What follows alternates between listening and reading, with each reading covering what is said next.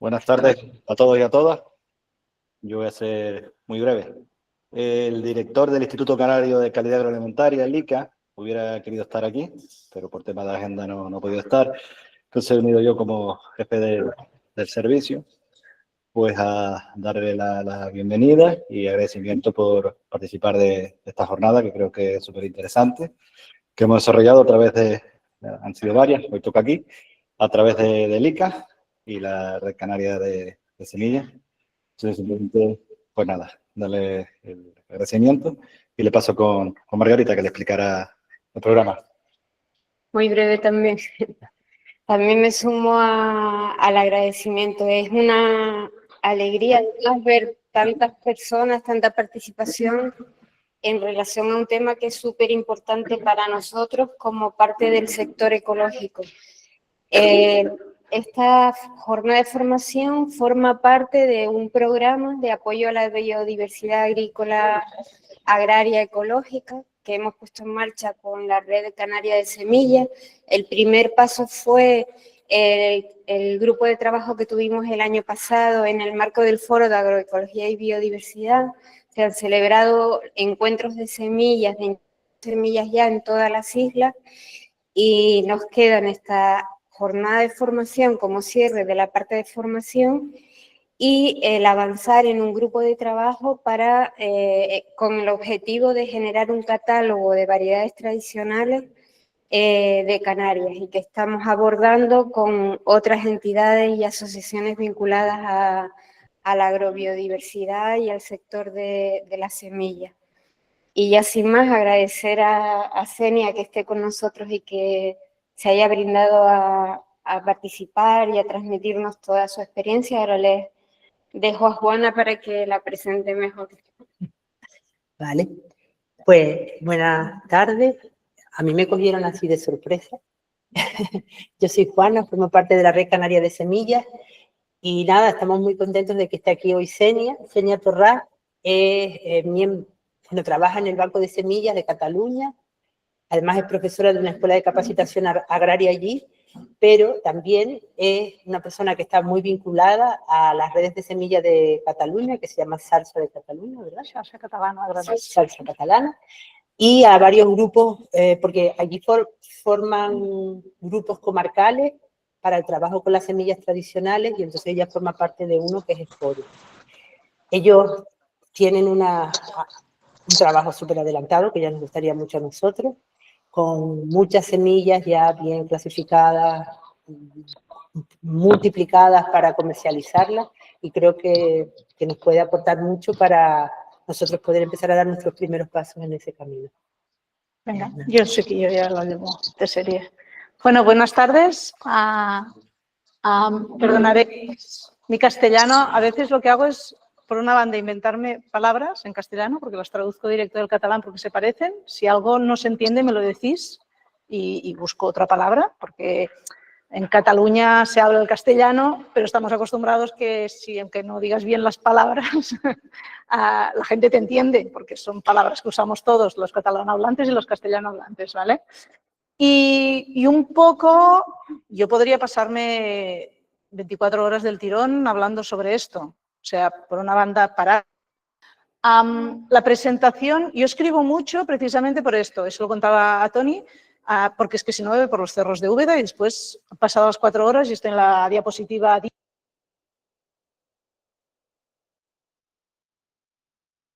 Entonces, pero a la vez yo me desplazo hasta aquí para contar lo que a vosotros os interesa, no lo que a mí me interesa contar, porque yo ya me lo sé, ¿vale?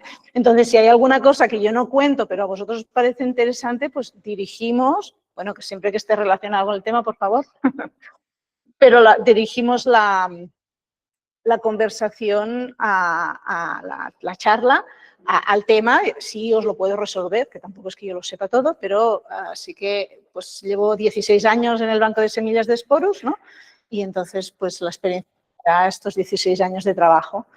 Son 4 horas, entonces intentaré cada hora y cuarto, cuando vayan a hacer una pausa, intentaremos, cuando hablemos de pruebas de germinación, pues que os levantéis y lo miramos aquí un poco para ir Y personalmente yo prefiero que cuando tengáis una duda me interrumpáis.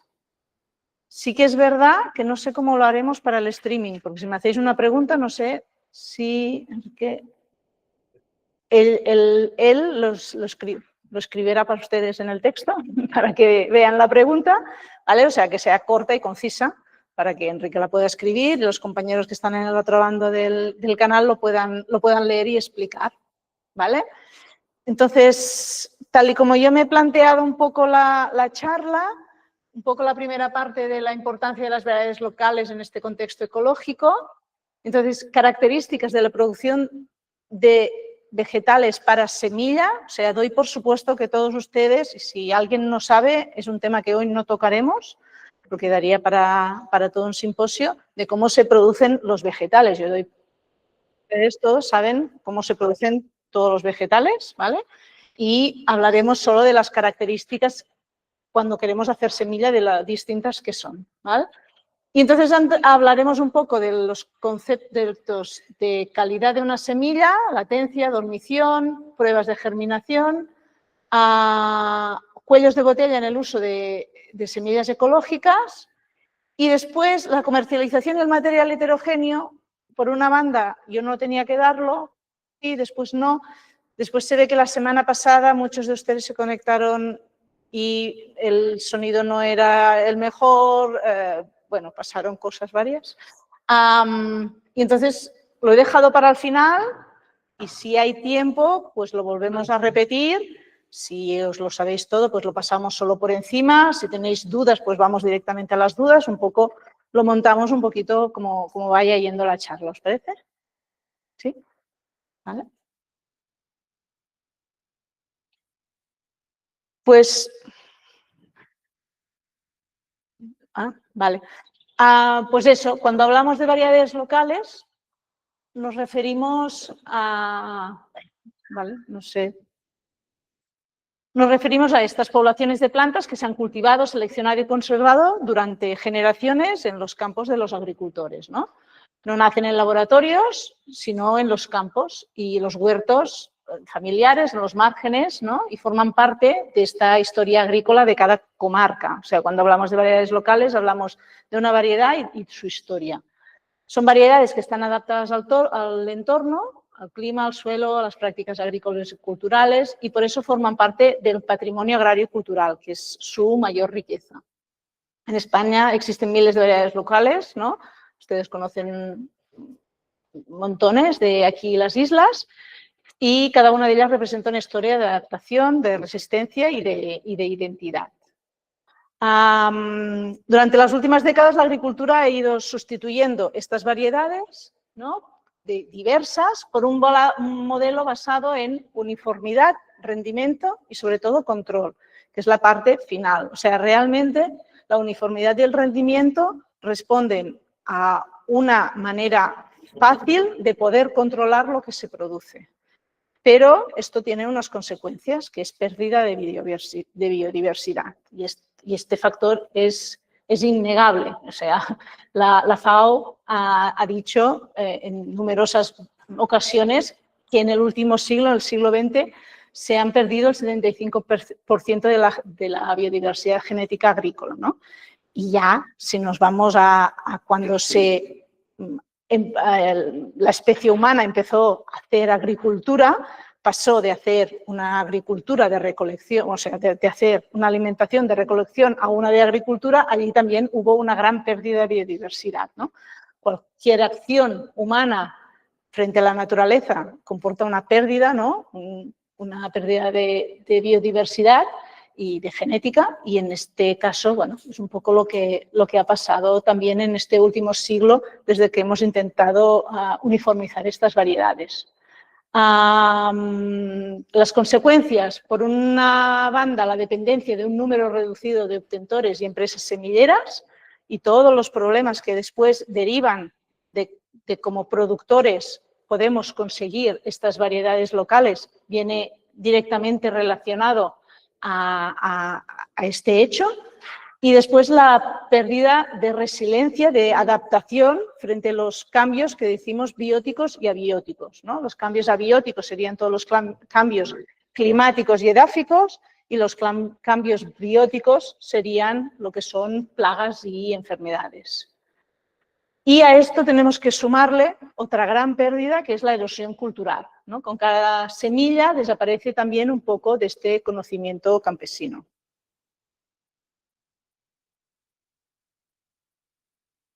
¿Vale? La presentación original, esto no era tan verde.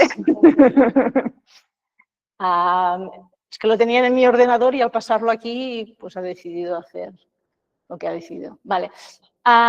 ¿Y por qué son importantes las variedades locales en ecológico? Pues básicamente porque se han coevolucionado juntamente con la agricultura, ¿no? Estas variedades se han ido seleccionando y se han ido adaptando juntamente con los campos. Por tanto, están adaptadas al entorno local, ¿no? Han sobrevivido durante generaciones sin fertilizantes y sin químicos, por tanto, también son las que mejor responden a la producción ecológica. Han desarrollado mecanismos naturales de resistencia a enfermedades, a sequías, a bajas, bueno, aquí no, pero en la península a bajas temperaturas, ¿de acuerdo? A las condiciones que las rodean. Y,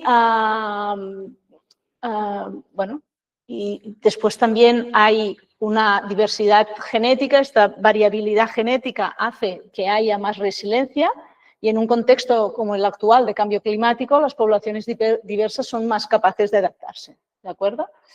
Y después, un cultivo homogéneo, lo que pasa es que fácilmente, si es un buen año, todo funciona perfectamente. Si es un mal año, el problema que tenemos es que entonces nos quedamos sin nada. Como lo ha solucionado la agricultura industrial y moderna, ha sido creando, ¿no? los seguros agrarios. Esta es la solución frente a esta pérdida de biodiversidad. Por tanto, si queremos dejar de depender de seguros, ¿no? agrarios, lo que tenemos a mano, lo que nos da la naturaleza es esta diversidad que a todos nos ha pasado, ¿no? Hay un año que dices, pues, por ejemplo, este año ha sido un año fantástico para pimientos y berenjenas, como mínimo en mi comarca, en cambio las cebollas ha sido un drama. O sea, casi a punto de perder alguna variedad de lo mal que han ido, ¿no? Entonces, esto es el seguro agrario. Bueno, hay años que algunas cosas funcionan muy bien, ¿no? Como más diverso sea mi agroecosistema, más me aseguro un mínimo, ¿no? y de mi explotación. Y después, obviamente, una razón fundamental es la calidad y el vínculo con el territorio, ¿no? Muchas variedades locales se caracterizan por su sabor, por su textura y, sobre todo, a veces por también las cualidades nutricionales, pero sobre todo por ser el ingrediente ideal para muchos platos tradicionales o para muchas cosas que son lo que nos mantienen como población en ese territorio. No están pensadas la mayoría para viajar miles de kilómetros, sino están pensadas para hacer este producto de proximidad y de temporada. Nosotros nos ha pasado, en los últimos 15 años debemos haber hecho unos 11, 12 ensayos con variedades tradicionales y nosotros siempre que hay un ensayo con variedades tradicionales ponemos una variedad comercial testimonio, ¿vale? Allí al lado.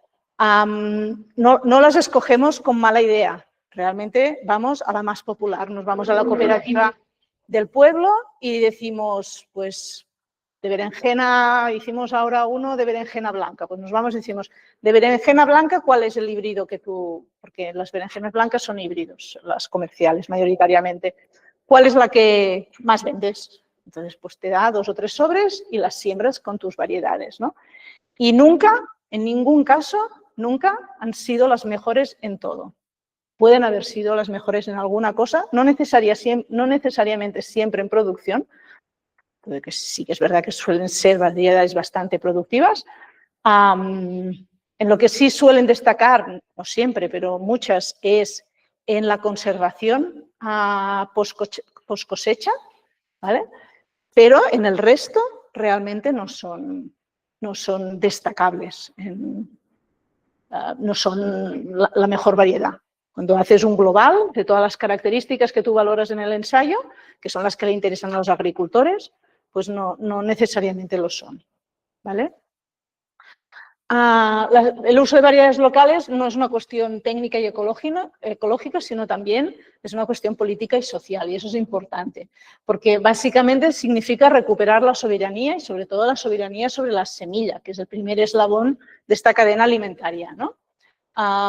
Si un agricultor depende de una semilla comprada cada año de una empresa, es la empresa quien decide qué se siembra y qué no.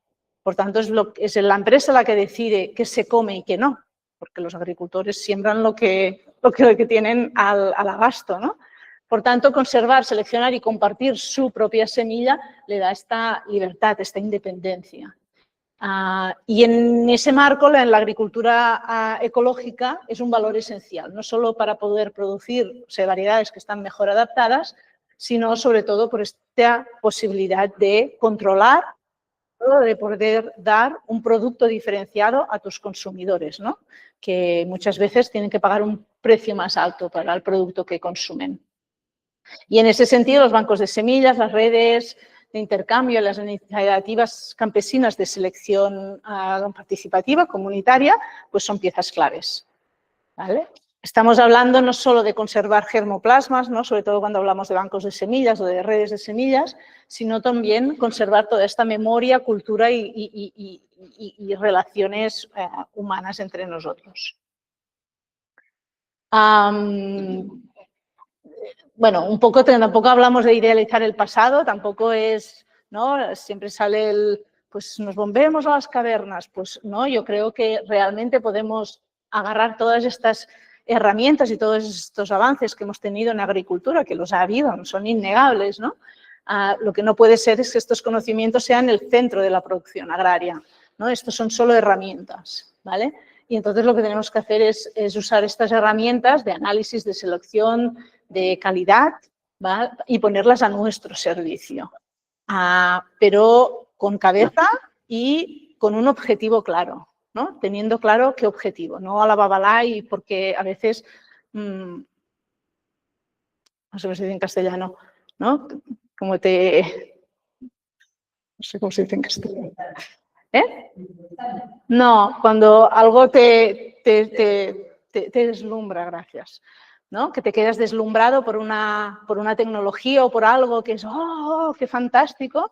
Y entonces te dejas llevar a veces un poco por ese sentido. Y en ese escenario es donde el material heterogéneo ecológico, que estaría al final de la presentación, da un marco legal para que permita a estas poblaciones diversas formar parte de la diversidad en nuestras explotaciones, ¿vale? Este material heterogéneo, este MHE, ¿no? es una forma oficial de Europa de reconocer este trabajo que los agricultores han estado haciendo durante siglos y que hasta los que están en los despachos ven que estamos perdiendo y el precio que este tiene, ¿no? Y entonces es una manera de intentar recuperarlo. El cambio climático es una realidad, ya no es una amenaza, ya no es vendrá el lobo, lo tenemos aquí. Sequías prolongadas, olas de calor, lluvias irregulares, nuevas plagas. Yo no sé si a vosotros os está afectando tanto. En la península los últimos 4 años ha sido dramático. Este año no, pero los 2 anteriores tuvimos una sequía muy fuerte de semanas en pleno agosto a 38, 42 grados y no poder regar durante 1 o 2 semanas porque nos habíamos quedado sin acceso al agua. Restricciones en toda la... Bueno, restricciones de agua ustedes tienen siempre, ¿no? Históricamente, ¿no? Siempre ha sido el agua un recurso muy preciado, ¿no? Y esto también ha hecho que como poblaciones seáis mucho más sensibles en ese sentido, ¿no? Allí como que hay café para todo y agua hemos tenido siempre, pues a la que nos la cortan un par de horas al día, pues nos quedamos todos un poco, ¿vale? Y entonces, pues vemos como cada año van cambiando estas condiciones de cultivo en los sistemas agrícolas, ¿no? Y claro, la uniformidad lo único que hace es, tiene muy poca capacidad de resistencia a estos cambios. Y en cambio, lo que hemos dicho un poco antes, ¿no? Esta variabilidad genética permite a las variedades locales adaptarse mucho mejor.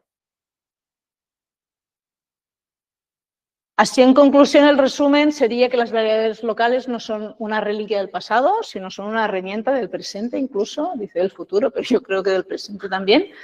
Nos recuerda que la agricultura empezó en los huertos y en las manos de las personas, ¿no?, que comparten su semilla y sobre todo este punto de que no estamos hablando solo de una cuestión técnica, sino también de reconocer, es una forma más política de reconocer, ¿no?, de reconectar, perdón, con la tierra, con la comunidad y con la sostenibilidad real de nuestros agrosistemas, ¿no? Poco sería.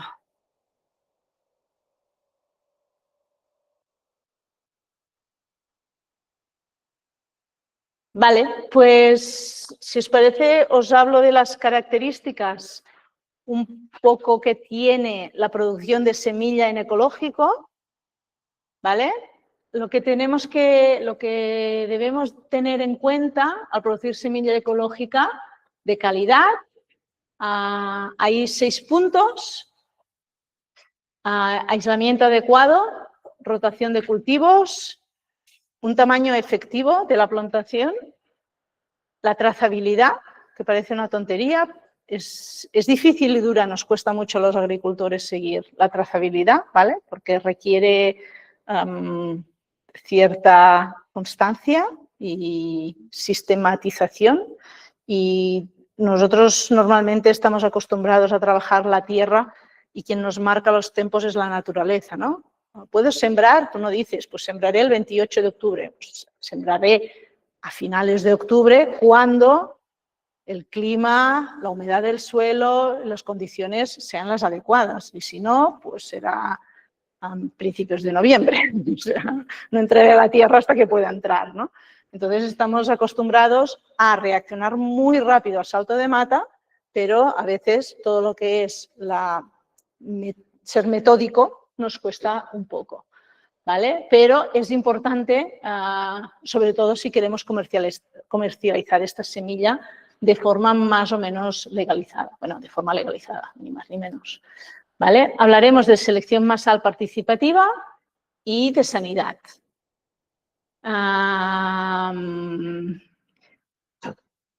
De las cosas más importantes a tener en cuenta, la primera es que de normal será un cultivo más largo.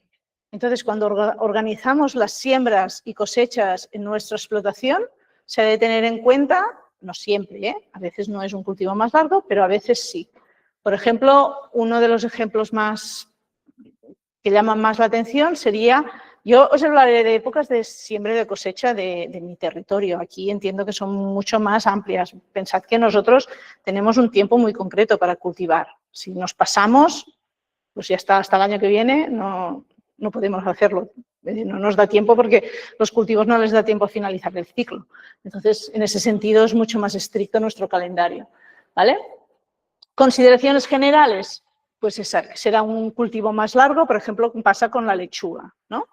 Por ejemplo, nosotros sembramos lechugas, se hacen distintas siembras para poder, pero puedes hacer una siembra, por ejemplo, a 15 de abril, más o menos, ¿no? Más o menos, ¿cuánto tardaría una lechuga? Es que claro, aquí no sé los tiempos, pero ¿cuánto tardaría una lechuga en poder ser trasplantada? Sí, desde que hago el semillero hasta que la trasplanto. Vale, unas 3 semanas, ¿no? ¿Sí? Vale. Nosotros sí la hacemos en primavera, si la hacemos en otoño no, pero si la hacemos en primavera, en verano no solemos hacer tantas, pero si la hacemos en primavera, ¿no? Las hacemos en marzo, abril o mayo, incluso junio, ¿no? Que es cuando hacemos las lechugas, pues tarda unas entre 2 y 3 semanas, depende de lo pronto o lo tarde que las hagas. ¿Vale? Y entonces, después, hasta que la cosechamos, pasan 3 semanas más. Por tanto, desde que hago el semillero hasta que recojo, pasan entre 6 y 8 semanas, porque suelen tener una ventana de comercialización de unos 15 días, 3 semanas. También, obviamente, como más cerca del verano, más corta es la ventana de comercialización, porque hace más calor y entonces enseguida suben a flor. Pero sería un poco ese el periodo. Por tanto, en campo, las tienes unas 5 semanas, ¿no? Entonces tú planteas las rotaciones en función a este criterio. Pero cuando tienes que esperarte a que suba flor, claro, de la hoja cogemos la hoja, pero el ciclo es subir a flor, hacer la flor, polinizarse, madurar la semilla y recoger la semilla. Entonces, claro, nosotros hemos hecho la cosecha a 1/4 del ciclo, aún nos quedan 2/3 partes, ¿no? 3/4 partes, perdona, del ciclo, antes no cogemos la semilla. Esto se traduce que pasamos de recoger la semilla en 3-5 semanas, la semilla, la lechuga en 3-5 semanas, o las tenemos a campo 3-5 semanas desde que la trasplantamos, a que esto tarde casi 4 meses, ¿no? 3 meses y pico, 4, depende del calor que haga, ¿no? Y esto lo tengo que considerar antes de empezar, porque si no es cuando tú ya has programado, después de una lechuga, pues hacer un cultivo de, por ejemplo, de tomate tardano, ¿no? O de patata. Nosotros plantamos patata en marzo y en junio, son las 2 siembras, se hacen 2 siembras solo, pues entonces te pasa esto, ¿no? De golpe tienes el terreno ocupado y esto se ha de tener en cuenta. Otras cosas a tener en cuenta, por ejemplo, son los marcos de plantación. ¿Habéis visto todos una lechuga? No, una lechuga no. Una escarola, más o menos. Marco de plantación de una escarola. Arriba, para abajo. Marco de plantación de una escarola. ¿Hablo muy rápido? Es que normalmente hablo muy rápido. ¿Vale? 25, 35, depende de la escarola, ¿no? Una de cabello de ángel son más chiquitas, ¿no? Las parroquetas y estas son así. En cambio, estas de hoja ancha pues son más grandotas, pues el marco es un poco mayor, ¿vale? ¿Habéis visto una escarola en flor? ¿Sí? ¿Cómo es de grande? No, cuando sube en flor. ¿Cómo es de grande? ¿Sí? A nosotros se nos hacen así grandotas. No la lechuga, la escarola. No, no sabéis lo que es una escarola. Chicoria endivia. ¿No coméis escarolas? Achicoria, vale. Sí. Allí comemos mucho. Sí, bueno, a mí yo no porque no me gustan, pero se producen. O sea, todo agricultor que se precie produce escarolas. Si hace hoja, produce escarolas. Si no, la gente se le cree, ¿vale? Chicoria endivia sería el nombre en latín. ¿Vale? Pues las escarolas en flor son mucho más anchas, ¿no? Entonces, uno de los problemas es que si tienes que si haces un marco de plantación de 1 metro, que es lo que te iría bien, 80 centímetros, después el manejo de las adventicias pues es mucho más trabajo, porque hasta que no crecen y suben en flor, pues pasan muchos meses y entonces se plantean estrategias a veces como tener aquí la escarola, ¿no?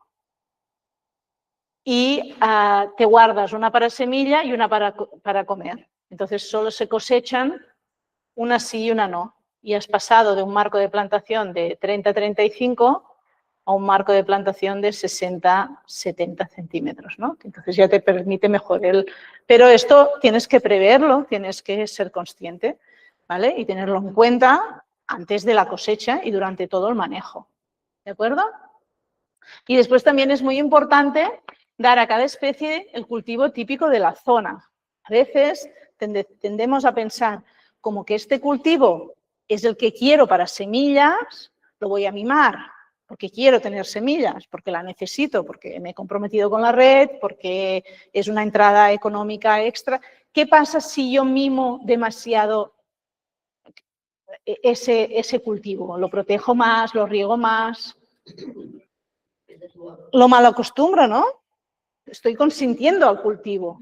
Y yo lo que quiero, pero que este cultivo que mimo más, es el parental, ¿no? Es el de las futuras semillas. Por tanto, las futuras semillas que recoja también querrán lo mismo. En su memoria genética está el manejo que yo les... A ver, que por un manejo no, me refiero si esto se repite multiplicación tras multiplicación. Entonces, tampoco es cuestión de putearlas más que al resto, ¿vale? Ni para hacerles pasar, pero sí que durante todo su manejo es importante tener en la cabeza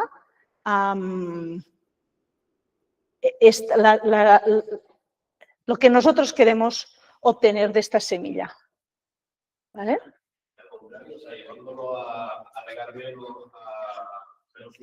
Claro. Como menos lo riegues, por ejemplo, que es una de las condiciones de estrés, pero te puedes encontrar sin semilla. Entonces, sí, un poquito, pero tampoco mucho. El problema que una de las cosas que haces, por ejemplo, es que cuando tú recoges semilla, haces una selección. Y la selección, después hablamos de la mejora masal, la haces a campo y la haces en interior. ¿De acuerdo? Depende del cultivo. Pero si tú no tienes esa verdura, por ejemplo, si hablamos de lechugas, pues les voy a cortar un poco el agua. Si no está en su esplendor, ¿no? Y están todas, ¿cómo sabes de cuáles sí, de cuáles no? Porque todas están muy chimichurras, entonces todas te parecen feas. En cambio, si tú les das el manejo que están siempre, pues ya dices, mira, estas 26 que están preciosas y estas 4 que una está torcida, la otra no se ha acabado de desarrollar y la otra está seca, pues de estas ya no guardo semilla, ¿no? Entonces también se ha de vigilar un poco que después puedas hacer la selección. Por tanto, un cultivo normal como el que tú harías pensando siempre en el futuro, qué semillas quieres tener, ¿de acuerdo? Una de las cosas importantes es el aislamiento adecuado, ¿vale? La autopolinización, vale, estaba leyendo, ¿vale? Tenemos plantas que se autopolinizan, ¿vale? Que son autógamas. Las estrategias de las plantas son estrategias y tenemos que pensar en las plantas no como individuos, sino como poblaciones. ¿De acuerdo? Entonces, las estrategias son comunes, son como población, no como una planta individual que toma una decisión. Esto es un pensamiento muy humano, ¿no? Nosotros tomamos decisiones con el yo como centro. Las plantas no, toman decisiones, bueno, no toman decisiones, pero la manera que se desarrollan es una decisión global, ¿no? Por el bien de la especie, ¿no? Este concepto. Entonces, la autopolinización significa que ellas mayoritariamente se autopolinizan. De este caso forman parte, pues, todas las familias, la familia de las compuestas, ¿no? Lechugas, escarolas, girasoles, de las solenáceas, como tomates, berenjenas, pimientos, de las fabáceas. Las solenáceas no entrarían las patatas porque las reproducimos vegetativamente y no por reproducción sexual, ¿vale? No hay, en principio, la mayoría, alguna variedad de patata, ¿no? Como la patata de Áraba, de esas de flor morada, que a veces sí que se reproducen sexualmente, pero no es lo común, ¿vale? Mayoritariamente hacemos reproducción asexual. Las fabáceas o leguminosas, que sería, pues, judías, lentejas, garbanzos, habas, guisantes, y los cereales, como la cebada y el trigo. Que su estrategia mayoritaria sea de la autopolinización no significa que no haya cierta hibridación. Y también deciros que todos los estudios que se han llevado a cabo sobre temas de polinización cruzada entre variedades se hace en producción convencional, no se suelen llevar en fincas ecológicas. Por tanto, en producción ecológica siempre es más, porque tenemos mucha más fauna y mucha más diversidad de animales que polinizan, ¿no? Solemos poner franjas de flores, no aplicamos productos tóxicos que hacen disminuir la población de insectos y, por tanto, en ese sentido, seguramente todos los resultados de hibridación son un poco más altos en producción ecológica. Pero, en general, si guardamos semilla dentro del bloque, no tenemos que tener problemas a la hora de la selección. Sí que ha de haber una cierta selección, ¿de acuerdo? Esa también es una discusión a tener. Si queremos hacer conservación y selección, y la respuesta no es tan sencilla, ¿no? Yo sí hago solo puramente conservación y me viene un agricultor y me da unas arvejas y hay 8 verdes y 2 marrón clarito, ¿no? De color beige. Si hago conservación, yo las sembro y cuando coseche de conservar un 20% de la producción de color beige. Ese es el criterio, eso es conservación. Si agarro solo las verdes, porque son la mayoría y decido que esa variedad son verdes, entonces estoy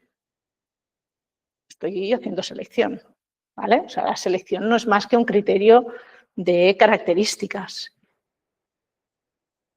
¿vale? Y la otra estrategia que tienen las plantas alógamas es que esta polinización se haga cruzada y se haga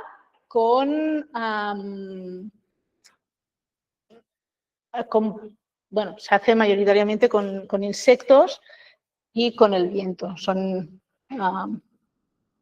Son familias como las crucíferas, ¿no? Todas las coles, coliflores, nabos, rábanos, las liliáceas, cebollas, puerros. Aquí los ajos otra vez es como el caso de las papas, ¿vale? Que no es reproducción vegetativa o asexual. Todas las cucurbitáceas, calabazas, calabacines, melones, sandías, gramíneas y amarantáceas o quenopodiáceas, que serían la celga, la remolacha, la espinaca, ¿vale?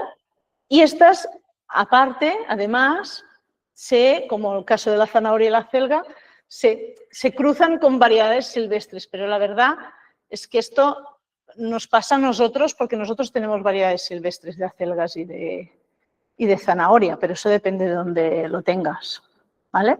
El problema, si tienes una variedad que se cruza con variedades silvestres, es que no hay manera de controlar la población silvestre, es incontrolable. Entonces, simplemente no puedes hacer semillas de ese producto en tu zona, en tu área o en tu finca, ¿de acuerdo? Entonces, la semilla a mí me pasa con la zanahoria, yo no puedo hacer semilla de zanahoria, porque al 4.º año son unas raíces duras, porque se me cruza con las silvestres y yo no puedo controlar hectáreas y hectáreas de silvestre.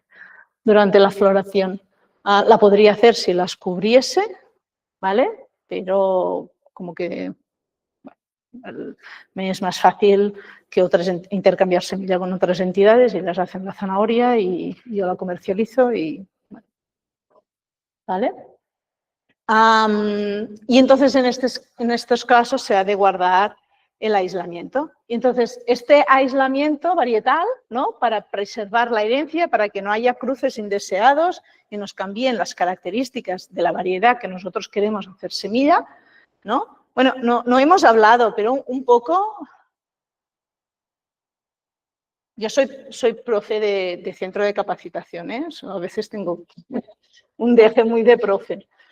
Pero, ¿me podríais decir el ciclo de semilla a semilla? Germinación. ¿Vale? Tengo una semilla, ¿sí? ¿Y qué es lo primero que me sale de esta semilla cuando germina? Cuando digo germinación, ¿qué es? Radícula. Una radícula, ¿vale? Esta primera raicita, antes que la raíz verdadera, y después de la radícula, bueno, 1 o 2 cotiledones, depende, si son mono o dicotiledonias, ¿vale? Y después ya que sale. Raíz verdadera. Tallo, las hojas, ¿sí? Y por último, la flor. Vale. Y la flor es sí, es el órgano sexual, ¿vale? Hay flores masculinas, femeninas y hermafroditas. Este es el punto. Lo digo porque cuando hablamos de aislamiento varietal, tenemos que aislar durante la floración. Antes de la floración no habrá cruzamiento y después de la floración tampoco. ¿Vale? Después ya de la flor tiene 3 sistemas para hacer semillas, 3 estrategias. ¿Sí? ¿Cómo las hace? ¿Vale? Una es hacer un fruto que dentro tiene las semillitas. Otra es la vaina. ¿Y la tercera?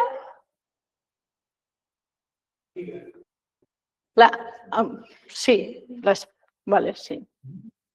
Sí. La espiga es directamente, que no es estructura, ¿no? Y hay la espiga, pero después hay, por ejemplo, como las cebollas, que es la misma estructura de la flor, ¿no? De los pétalos que sostiene a las semillas dentro.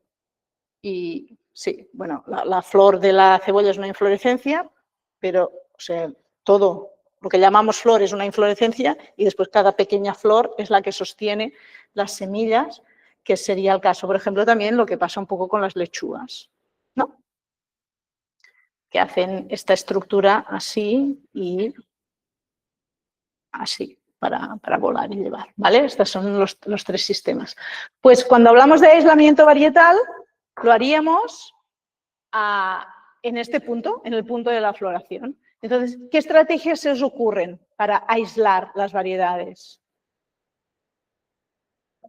¿Cómo lo haríais? Yo ahora te digo, ostras, aquí tienes este bubango, pero también tienes, claro, tampoco sé la especie del bubango. Aislarlas, sí. ¿Qué estrategias para aislarlas usaríamos? ¿Perdona? ¿Algún cultivo? Vale. Con mallas. O sea, una barrera física con mallas, sí. Si es con un cultivo, en las alógamas no es suficiente. ¿Vale? Mallas es una. ¿Tú qué has dicho? Perdona. Yo las separo y que no haya los mismos cultivos de diferentes... Vale. En el tiempo. Un año haces una, otro año la otra. Opción 2, ¿sí? ¿Qué otras? Por ejemplo, los guisantes, en teoría, son autógamas. Sí. Pero... Y las habas habías puesto, pero a mí me han pulsado las habas. Sí. Sí, se ha de seleccionar. Sí. Pero también hay gente que dice, no, siembra todos los guisantes del mundo, que no pasa nada. Con una buena selección es controlable. Pasar siempre pasa. La polinización existe, el cruzamiento existe, las hibridaciones, así se han creado los centenares de especies que tenemos, si no tendríamos 3, ¿no? Es parte de la biodiversidad y cuando aparecen nuevas variedades, pues se obtienen a través de cruces, ¿no? Más o menos controlados, más o menos deseados, más o menos, pero entonces es la selección. Después hablaremos de la selección masal, ¿no? La positiva y la negativa, y aquí es donde nosotros podemos poner nuestra parte para, ¿no? Variar, ¿no? Para dónde va la variedad, ¿no? Pero si queremos aislar, hemos dicho 2. Uno es el mecánico, ponemos unas jaulas, unas gavias, decís jaulas, ¿verdad? Sí. ¿No? Un túnel, ¿sí? Con malla antipolen, en este caso. Bueno, si son anemófilas, malla antipolen, pero si son entomófilas, ¿no? Las anemófilas, el polen viaja por el viento, pero las entomófilas, el polen viaja por los insectos. Entonces, os digo porque las mallas anti-insectos son más baratas que las antipolen. Entonces, está bien saber cuál de las dos has de gastarte el dinero para optimizarla. ¿Vale? En el tiempo, ¿y cuál más? Tenemos 2, hay más estrategias. La polinización municipal, es decir, manual, ¿vale? Que sería el embolsado. Siempre plantamos en bloque, sí, y recogemos en bloque, pero por mucho bloque que haya, en las autógamas, vale, pero en las alógamas, 2 variedades, por mucho bloque que hayas, o pones algo más o se cruzan, se hibridan seguro. Queda la más fácil, la que me dicen siempre primero. La distancia, ¿no? Hago una aquí y la otra 6 kilómetros más allá. 6 kilómetros, los insectos, ya ni el viento ni los insectos llegan. Aquí es difícil. ¿Vale? Aislamos en el tiempo por épocas de floración. Esto, por ejemplo, vosotros lo tenéis mucho más fácil, porque nuestro periodo a lo mejor son 4 meses y el ciclo a lo mejor es de 3 meses, nos deja 2 meses de margen y arriesgarnos a que no acabe el ciclo, a que venga una helada tarde y nos mate todo el semillero que tenemos, etcétera, ¿no? En cambio, ustedes en ese sentido, el aislamiento por el tiempo en épocas de floración es más fácil. En cambio, aislar en el espacio es distinto. Normalmente hablaríamos de entre 2 y 3 kilómetros cuando hablo de distancia. 6 no es necesario. Pero, que eso también juega a favor de ustedes, no es lo mismo 2 kilómetros en línea recta en un descampado en Castilla-La Mancha, que me hago así y veo al agricultor a 2 kilómetros y lo saludo, que 2 kilómetros aquí, que hay 25 montañas, ¿no? Casas. Entonces, está claro que si hay estructuras disuasorias, ni el viento ni los insectos, o sea, que un estudio sobre cómo yo tengo, ¿no? De dónde me viene el viento mayoritario, para dónde va, pues a lo mejor con 500 metros es suficiente. No necesito una parafernalia tan complicada en distancias, ¿vale? Si hay casas, si hay pueblos, si hay un pueblo, con 500 metros tiene suficiente, porque ni el viento llevará el polen, ni los insectos pasarán, porque no se sienten cómodos. O sea, los insectos trabajan en una zona que es en la que se alimentan y están cómodos, ¿no? No se van a atravesar un pueblo que para ellos es un espacio yermo, sin nada que hacer, ¿no? Es como ir a cruzar el desierto pues, ¿no? Es poco probable. No es imposible, pero es poco probable. Y aislar de forma mecánica con bolsas, que sería la polinización esta manual, y con jaulas. Hay un problema si nuestro cultivo es entomófilo y yo lo cubro, porque entonces no me entran insectos. No tengo polinización cruzada ni de ningún tipo. Y entonces lo que me encontraré es que no se me cruzará el polen, pero es muy difícil que haya. Entonces hay 2 alternativas. Una, que entre yo cada día o cada 2 días y vaya cogiendo flores masculinas y fecundando las flores femeninas que estén abiertas. Esta es una tarea, por ejemplo, que se hace por las mañanas, ¿sí? Y esa es una opción. La otra es poner jaulas en días alternos, o sea, que sean jaulas de fácil manejo, que yo pueda mover de un sitio al otro, como que tengo 2 variedades, cubro una variedad, durante 2 o 3 días se polinizan, muevo la jaula, cubro la otra, y esto lo voy haciendo alternando, ¿vale? Obviamente, todas las flores que estén cubiertas no se polinizarán y las perderé. O sea, la producción de semillas no será tan grande, ¿vale? Pero esa parte no, ¿cuánto tiempo tarda la flor receptiva de la posibilidad? La recepción, un día. Un día. Sí, la flor, sí. Sí, normalmente sí. Se abren y polinizas y suele ser por las mañanas y después durante el día ya se van. Buena parte, sí. Bueno, yo no os lo he dicho desde el principio, pero ni nunca ni siempre es en agricultura, ¿vale? Seguro que hay variedades que tienen 1000 opciones, pero de normales las polinizaciones sí. Por eso habla de días alternos, porque si las dejas una semana, 15 días, te puedes encontrar. He visto que las colonias de abejas las ponen en el sitio dentro de la jaula. Bueno, también puedes poner, sí, puedes poner insectos, pero esto ya es nivel, sí. En una pequeña explotación biodiversa con muchas tareas, pero sí, claro, sí, puedes poner los insectos, claro. Una pregunta. ¿Se recomienda cuando tú vas a sacar semillas de tomate y no tienes más tomates alrededor? ¿Se recomienda aislarlo siempre? No, porque el tomate es autógamo. Y todas las autógamas, en principio, no haremos no. Si no Haremos lo que hablábamos antes del bloque, mantener bloque, ¿no? Por ejemplo, sembrar pues, en 3 fileras en vez de solo una, ¿no? Y tienes aquí las plantas.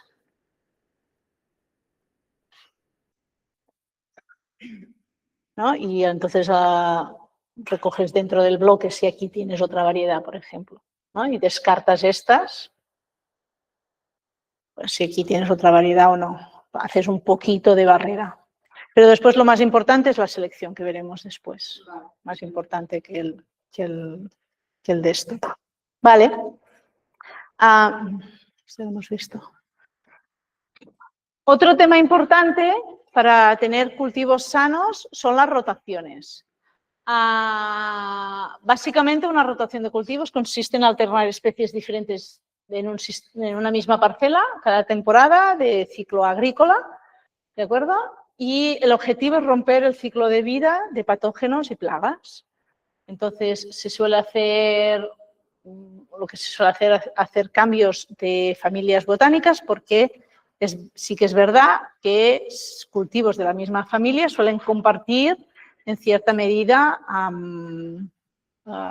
plagas, ¿vale? O patógenos. Por ejemplo, es muy usado, como mínimo en la península, cuando para el escarabajo de la patata, hacer hileras de berenjena para que atraiga. ¿No lo habéis hecho nunca? Vale. ¿Tenéis escarabajo? No, vale. Diría porque todavía. Pero si lo habéis conservado hasta ahora es mucha suerte. Vale, pues nosotros, por ejemplo, que tenemos mucho escarabajo, sobre todo en las épocas muy calurosas, que le gusta mucho el calor del escarabajo, ponemos hileras de berenjenas que no cosechamos. Son solo una trampa, porque prefieren la berenjena a la patata. Pero si no, arrasan campos enteros de patata. El escarabajo y en producción ecológica, que no puedes, el control del escarabajo no es fácil, ¿vale? Y entonces, una buena manera de romper ciclos de estas plagas es una buena rotación. Y la típica, ¿no?, de leguminosas, solenáceas, crucíferas, cereales, y si puedes hacer un barbecho con abono verde, pues es una buena rotación. Se evita que hongos, bacterias y nemátodos encuentren su hospedante y la población cada año baja. No es que la elimines del todo, pero el primer año has tenido una plaga en las solenáceas, pero como que tardas 5 años en volver a tener solenáceas, en esos 5 años, cada año la plaga se ha hecho porque no se ha podido alimentar bien, y como no se ha podido alimentar bien, se ha reproducido poco, y entonces los insectos que quedan los vas minvando, los vas disminuyendo. Al final es una estrategia de control y no de eliminación, ¿vale? Que es un poco uno de los principios en la producción ecológica, es mantener las plagas, no tanto eliminarlas como mantenerlas en el mínimo, ¿de acuerdo? A veces eliminar una plaga, el problema que tenemos es que entonces sus depredadores naturales o se van o desaparecen también. Y entonces una eliminación total implica que el siguiente año tengas una plaga desmesurada porque sus depredadores naturales han desaparecido. Además, bueno, las rotaciones mejoran la estructura y la fertilidad del suelo, reduce el uso de productos fitosanitarios y obviamente favorece la biodiversidad, ¿no? Como más rotación, pues más cultivos tienes y por tanto más biodiverso es tu suelo y también la flora microbiana, ¿no?, del suelo.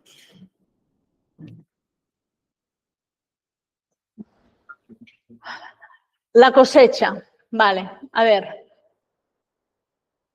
Cosas importantes cuando hacemos la cosecha para semillas. La primera es escoger para su conservación solo semillas de plantas sanas con frutos no deformados.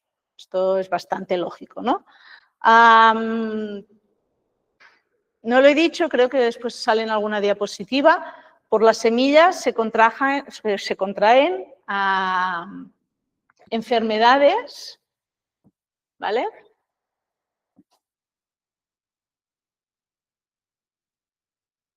Pero no plagas. yo no puedo pasar una plaga, o sea, puedo tener una plaga en la semilla, pero no la pasaré al cultivo siguiente. ¿De acuerdo? Por tanto, cuando hablo de plantas sanas, me refiero a enfermedades. Virus, bacterias y hongos. Si tienen tuta, no sé, un tomate tiene tuta o tiene, no sé qué plagas tenéis, sí, tuta y la helicoverpa, ¿no? La armilla, ¿no? Bueno, si tienen una plaga, no pasará, puedo coger tranquilamente semilla. Sí que es verdad que si no tienen, pues a lo mejor es que algo tiene ese tomate que es más resistente o no. Pero en principio lo que se ha de vigilar es que no tengan virus, bacterias ni hongos. No lo he dicho antes, he visto a alguien haciendo fotos, que me está bien, no me supone un problema, pero yo pasaré que es un rollazo aquí, mucha letra, y pues, lo tenéis que escribir todo, que yo pasaré la presentación a Juana en PDF y la tenéis toda en PDF y lo podéis consultar, ¿vale? Después, si tenéis alguna duda o lo que queráis. Lo que sí es importante es biodiversidad, que la semilla provenga de varios frutos diferentes, ¿no? O sea, de varios frutos de distintas plantas. Yo no tengo 80 tomateras y guardo 5 para semilla. Yo lo que hago es coger un tomate de cada tomatera, porque aquí estoy escogiendo biodiversidad. Si solo cojo tomates, aunque sean todos, y al final acabe teniendo 80 tomates igualmente, de 5 tomateras, el problema es que tengo la genética de 5 plantas. Entonces he reducido una población de 80 a 5 individuos y a su genética, que puede ser buena y que a lo mejor es mejor, pero no es diversa. ¿Vale? Y lo que hemos dicho al principio es que la resiliencia se adquiere con la presencia de muchos hongos, de muchos genes. ¿De acuerdo? Porque al final un poco es, con el cambio climático no sabemos, ¿no? Con los cambios en general, no sabemos exactamente cuáles de los genes, o sea, había, por ejemplo, un año me pasó, fue el año del COVID, el 2020, ¿vale? Hicimos el semillero en marzo y vino el COVID y nos cerramos todos en casa. Y entonces, en abril yo fui y dije, bueno, yo tengo que ir, si no, este año no cosecho, y si no cosecho, quiere decir que he de darme de baja porque no se puede mantener un sueldo si no producimos semillas. Claro, en pleno mes de marzo, yo siembro de marzo y cosecho en septiembre y se acaba mi año. Yo el 80% de mi trabajo lo hago en estos meses, ¿no? Y entonces yo iba allí, pero claro, no cada día, obviamente, ¿no? Iba pues 2 o 3 días por la semana. Y me acuerdo que tenía yo hago unas 12 variedades de tomate cada año y tenía todas las variedades así en fila y vino unos días de lluvia y no pude aplicar. Normalmente cuando llueve me espero y hago cobre al final de la lluvia, el mismo día o al día siguiente. Y no pude aplicar cobre porque pues, tardé 3 o 4 días en aparecer. Y entonces empecé a tener mucho mildiu. ¿Sí? ¿Tenéis mildiu? ¿Sí? Vale. Entonces empecé a tener mucho mildiu. Pero yo me miraba la hilera y claro, normalmente no dejo que el mildiu se cargue tanto las plantas. Ese año pues tocó, coseché y saqué semilla, no fue un drama, no lo viví como un drama. Pero una de las cosas es que tú mirabas la hilera y la 4ª o 5ª variedad estaba verde. Estaba todo marrón, y allá. Y yo pensaba, ¿y esa? Entonces, si no hubiese tenido la enfermedad nunca, las he protegido siempre tanto del mildiu que yo no sé cuáles son resistentes y cuáles no. Entonces, yo no he seleccionado nunca con este criterio ni la naturaleza, porque yo ya no le permito a la naturaleza que esto suceda, ¿no? En cambio, ese año sí, me descubrí que a ver, no es que no le atacase, tampoco es que sea no es un milagro genético, pero sí que tenía mucha más resistencia que tenían las otras variedades, ¿no? Entonces, un poco ese es el KIT, que a veces hay genes que están y no sabemos que están, pero que creo que tampoco nos podemos permitir el lujo de perder, porque en algún momento los podemos necesitar, aunque este momento no sea el presente, ¿no? Y un poco eso es lo que pasa. Por tanto, esta diversidad es importante. Vale. Entonces, otra cosa importante es en plantas bianuales y en lechugas. Bueno, no sé por qué dice bianuales, pero en general, en plantas, guardar la semilla de las plantas que florecen. No sé por qué dice bianuales. Habrá, no sé si al traducirlo. ¿La albahaca es bianual? Dura 2 años. Ya No. después se sustituye ella misma con la semilla que cae. Claro. No, en mi tierra no ha durado 2 años nunca.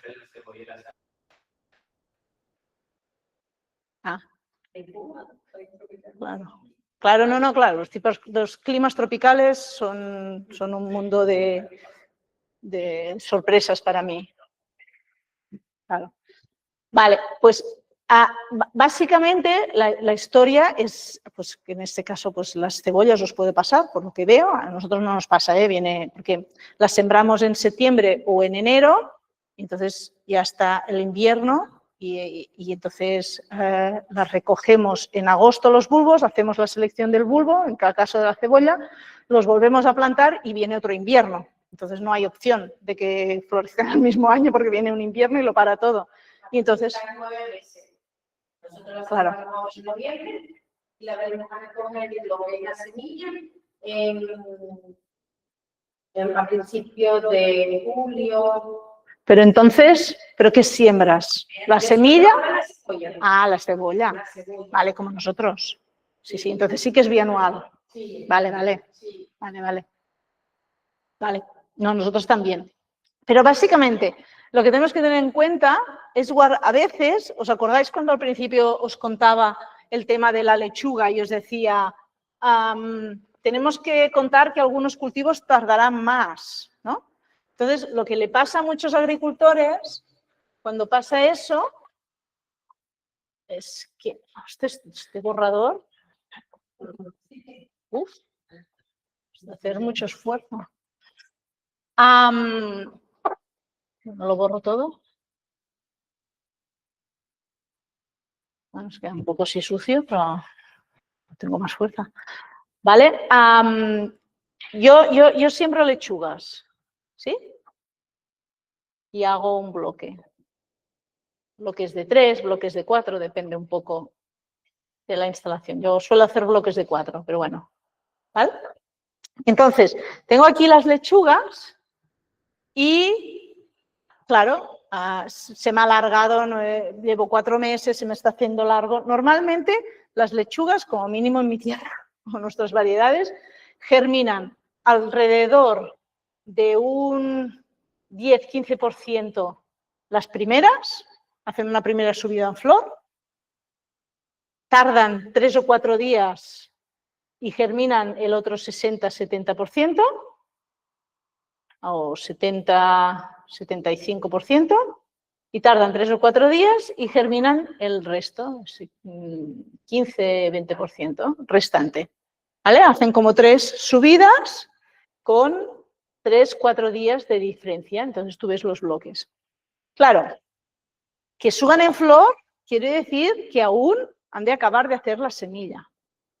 Entonces, es una tentación empezar a coger las semillas de este bloque. Porque como antes la recoja, además me están subiendo en flor, como que todas estas yo las puedo vender. Es en plan, joder, sí, ¿sabes? Estas se me han escapado, ya me han subido en flor y no las he vendido aún. Porque claro, aún no sabía, o sea, estos son lechugas perdidas. Ni las venderé porque me han subido en flor, ni cogeré semilla porque son las primeras, ¿no? Entonces como lechuga perdida y entonces hace mucha pena. Claro, lo ideal es coger este bloque, ¿vale? Que es el último. ¿Por qué os parece que es lo ideal esperarnos hasta el final?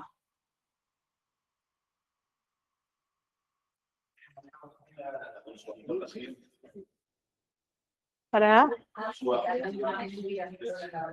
Claro, hay 6 días o 8, o si pongo un ejemplo, pero puede ser, de diferencia en la ventana de comercialización. Estas serán las madres y los padres, ¿no? Los parentales de mis próximas lechugas. Si yo guardo semilla, he de pensar en el año que viene.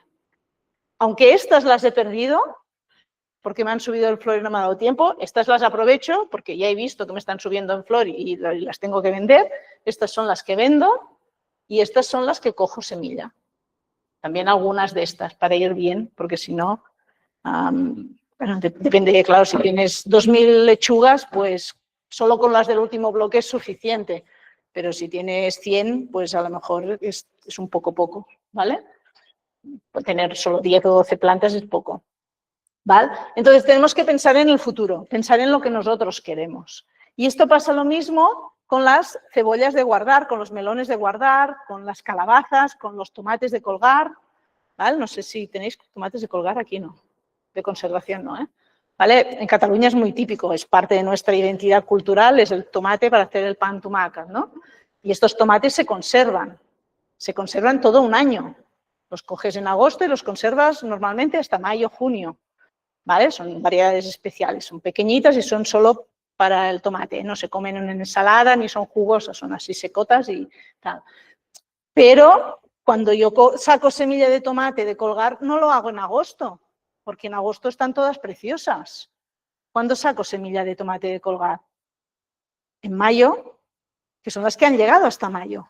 Las que por el camino se han quedado, se han estropeado, estas no tienen la característica que yo busco para mis plantas, ¿no? Que es la capacidad de guardarse. Y lo mismo pasa con las cebollas. Yo cuando tengo una cebolla de colgar, nuestros tiempos para la cebolla, para que lo entendáis, después ya vosotros lo adaptáis a vuestro clima, pero creo que a lo mejor sería un poco lo mismo. Nuestros tiempos es que yo la semilla la pongo en enero, la trasplanto en abril, cojo el bulbo en agosto y recojo la semilla, bueno, mentira, aquí hago la selección y entonces aquí, si es para verde, si es una cebolla para comer tierna, en septiembre la pongo en la tierra otra vez para coger la semilla en agosto del año siguiente.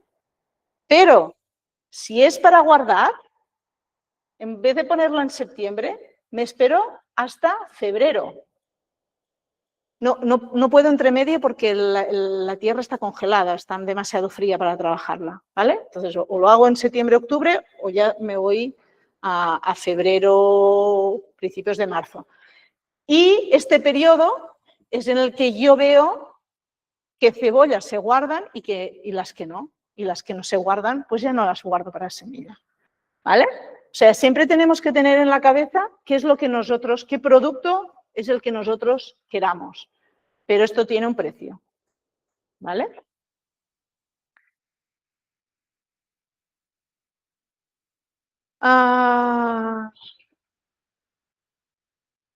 Hay que quedar... Vale, pues ya está, esto es lo que he explicado. No sé... Vale.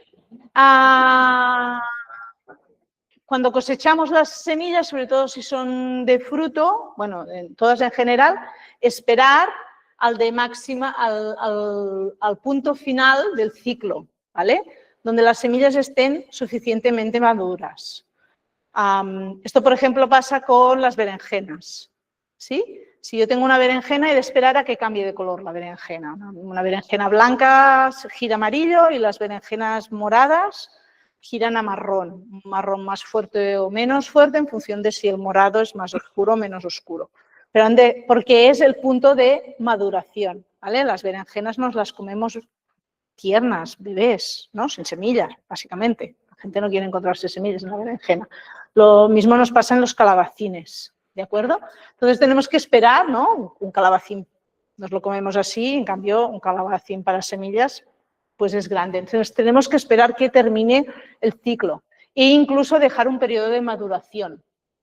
como pasa, por ejemplo, con las calabazas o los calabacines. Nosotros los recogemos en noviembre, pero hasta diciembre, enero no sacamos la semilla. Los dejamos curar, le llamamos curar, dejamos curar durante un par o 3 de meses, ¿no? Sí que es verdad que si hace un otoño cálido, a veces nos germinan las semillas dentro. No sé con vuestro clima si os permite este periodo de curación. Claro, nosotros lo hacemos en invierno porque la temperatura baja, entonces nos controla la germinación de estas semillas dentro del fruto. Pero sí que se han dado casos a veces de esto. O a veces que se te pasan y no las sacas en enero y las sacas, o febrero, y las sacas en marzo, que ya empieza a hacer calor, y entonces abres y te encuentras muchas semillas germinadas dentro del fruto. Por tanto, esto sí. Pero dentro de las características climáticas que tengáis, el máximo de tiempo posible. Otras cosas a tener en cuenta en la cosecha, por ejemplo, que las vainas se recogen siempre a primera hora de la mañana, ¿vale? Porque como que también tienen que estar lo más secas posibles en planta, ¿de acuerdo? Si lo haces a las 12 del mediodía, que hace calor, se te cae la semilla en campo, ¿de acuerdo? Y en cambio, en las lechugas pasa al contrario. Las lechugas las recogemos siempre a las 12 del mediodía, cuando hace más calor, porque así es cuando más semilla te cae, ¿no? De la lechuga. Bueno, ¿qué es esto? Las lechugas, las cebollas también.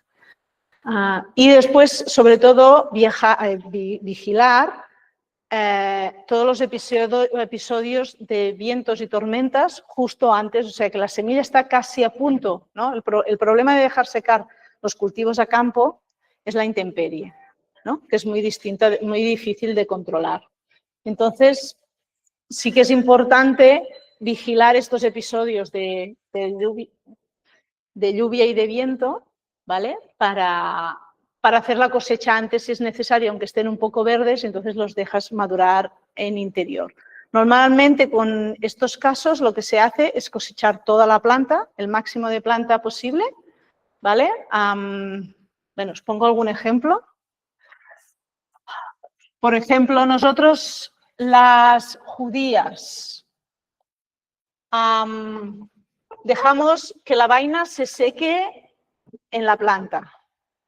Cuando alrededor del 70-80% de las vainas están secas, lo que hacemos es les cortamos el agua, ¿vale? Durante una semana. Claro, si llueve, pues ya está, pero como mínimo ya no las riegas.